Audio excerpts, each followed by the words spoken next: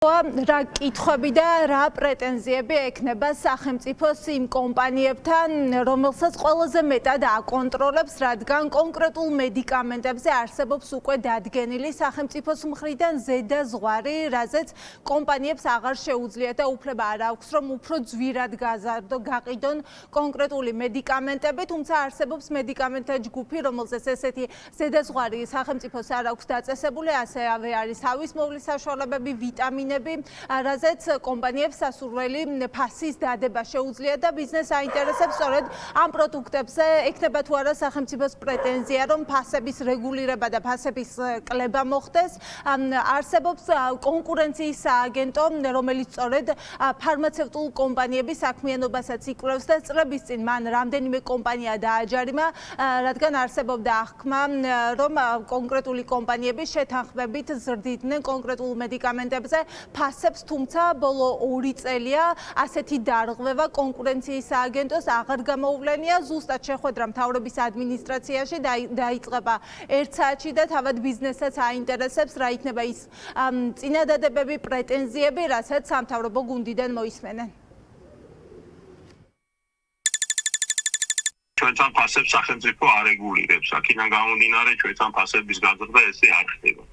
ჩვენ ველოდებით პირველ რიგში თვითონ რა შემოგთავაზებს სახელმწიფო და რაში ხედავს პრობლემას და ამის შემდეგ გვექნება რა თქმა უნდა შესაბამისი რეაქცია, პასუხი და ასე შემდეგ. სამკურნალო საშუალებების დაახლოებით 2/3 პრინციპში არის რეფერენტული ფასების ქვეშ.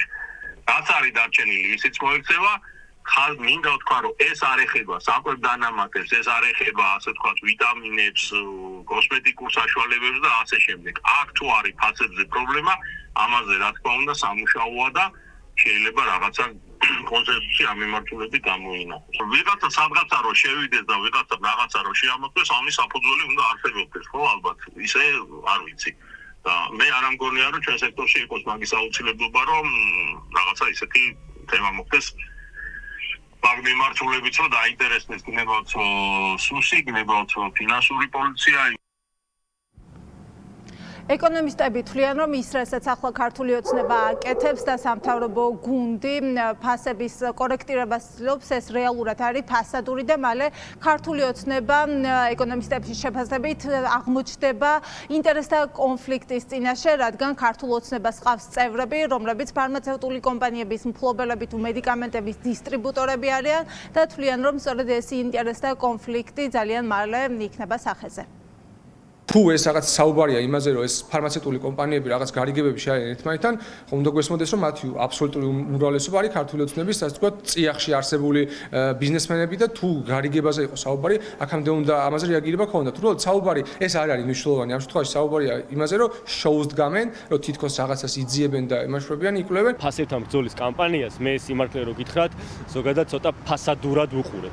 ამისი მაგალითად ნათელი დასტურია ის, რომ პარლამენტში არიან დეპუტატები, რომლებსაც აქვთ თავიანთი ფარმაცევტული კომპანიები, რომლებიც ფარმაცევტული მედიკამენტებისა და ფარმაცევტული პროდუქტების იმპორტით არიან ქვეყანაში დაკავებული და დამერწმუნეთ, რომ არც თუ ისე მოქნილი ფასები არ აქვთ მათ ამ მიმართულებით. აქედან გამომდინარე, ახლა როცა შენი გუნდის წევრი არის ამ საქმიანობაში ჩართული და ყველაფერი ხელის გულზეა, რაღაცა შეხვედრები და რაღაცა საგამოძიებო კომისიები ამის დასარეგულირებლად, ჩემი აზრით, უბრალოდ რაღაცა ფასადური წარმოდგენა არის. ან გვაქვს გარიგება, ეს არის დანაშაული, უნდა დაისაჯოს მოთამაშე, ან ადამიანი, ბიზნესმენი ადებს იმ ფასს, რა ფასსაც ის რომ არის მოთხოვნა და გადამხდელია მომხმარებელი. ეს ერთი საქმე. მეორე, ფარმაციის кейსი არის საინტერესო, იმიტომ რომ წესით კლებია უკვე ქართული ოცნება ამ საკითხზე უნდა მუშაობს. რად უფრო რეგულირებულია, ვიდრე საცალო ვაჭრობა.